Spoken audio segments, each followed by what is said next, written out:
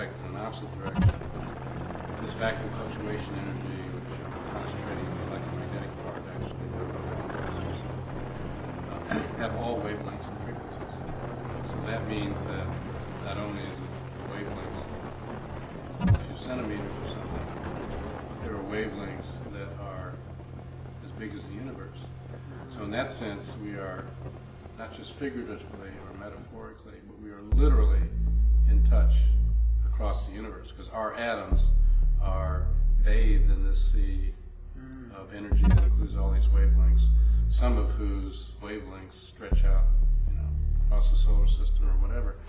Well, there's something behind it. There's another more subtle layer. Let's say there is this phone that exists, and then something is generating it. Well, actually, this is an area that I and my colleagues at the Institute for Advanced Studies are looking at right now, because even when you say, okay, I've got 0-point energy, okay, well, what exactly is that? Well, it's electromagnetic. What do you mean it's electromagnetic? Well, it's got electric fields, it's got magnetic fields, waves.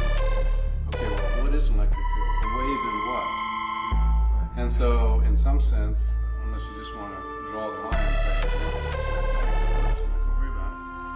there are still the questions, well, obviously there's something even deeper than that, because we're not describing what the 0-point energy electromagnetic waves are waves of.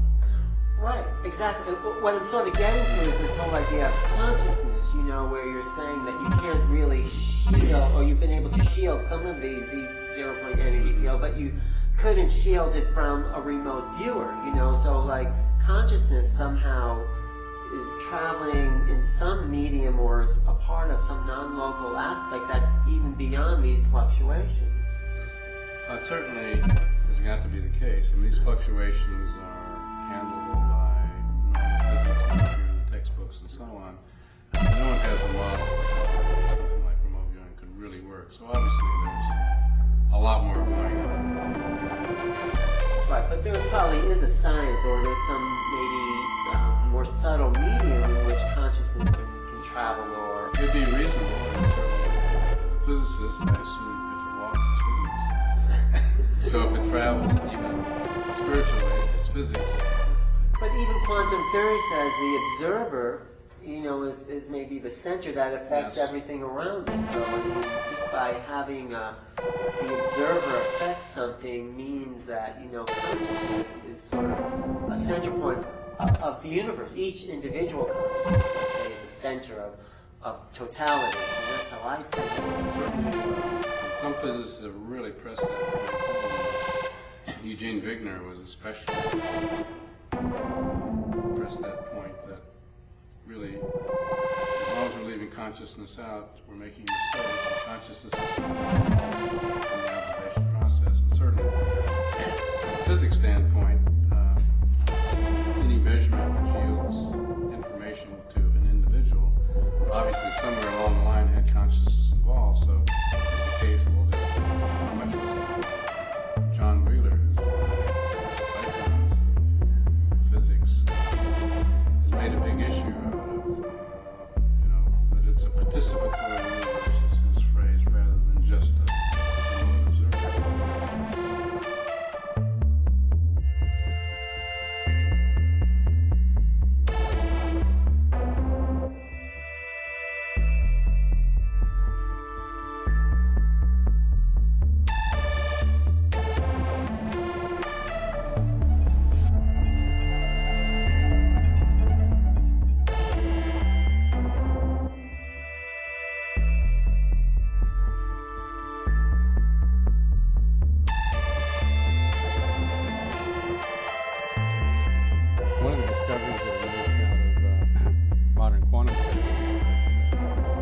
Empty space isn't really empty at all.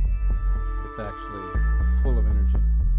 So instead of being like kind of a quiet, empty lake, it's more like the froth at the base of a waterfall. And this energy is basically electromagnetic in nature, and the energy density is quite high. In fact, it's so high that when it was first discovered mathematically, it thought it was some kind of artifact of mathematics. But then as time went on, there were even Nobel Prize-winning experiments that showed that this energy in so-called empty space was really there. We don't usually notice it because it's so homogeneously distributed. So it'd be like sitting in a bathtub with at exactly your body temperature. You might not notice the water. But under certain circumstances, it can be disturbed or perturbed, and then it has effects.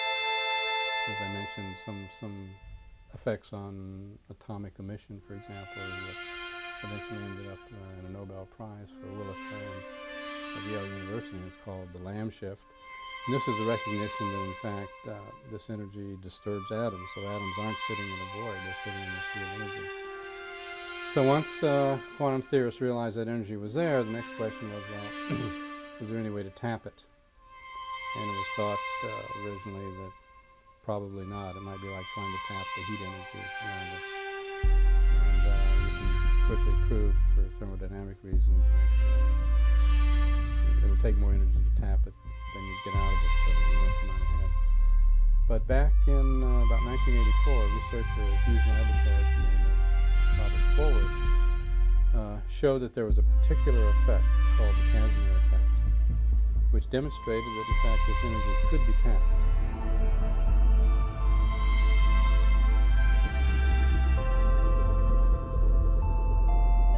Well, when you go to look at the numbers, you find out that there's enough energy in the volume of a coffee cup to evaporate all the world's oceans and get it all. So this raised the issue among theorists. Well, can we manipulate this energy? Could we tap it for spaceflight application, for example? And there are a couple ways to go. Could we get propulsion out of it? Could we use it as an energy source?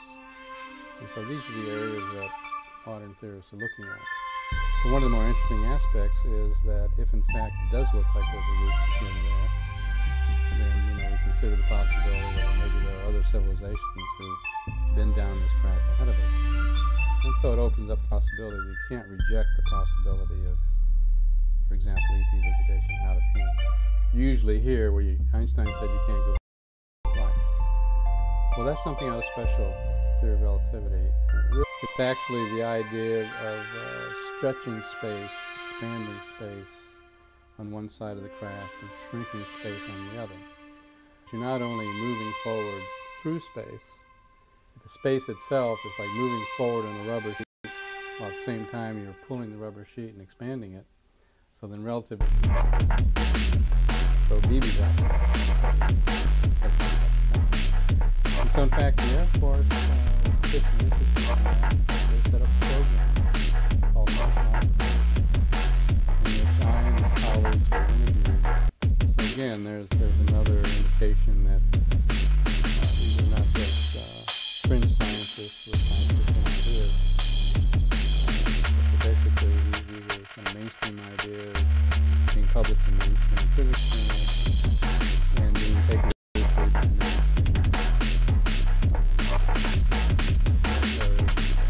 by the whole volume of space in a special state.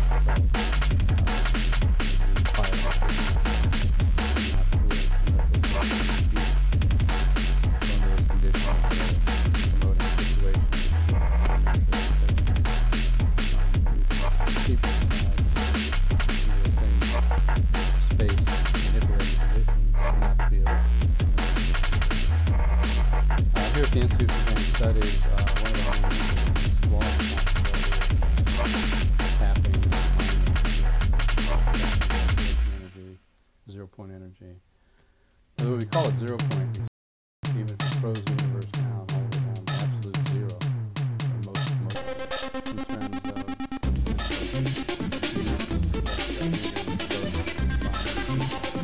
it's possible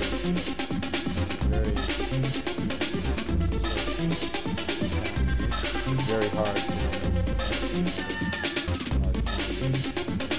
bottle it up. But it has been done. Protons, antiprotons, captured and kept some period of time. So that's an area that I know the Air Force is interested in. some time before this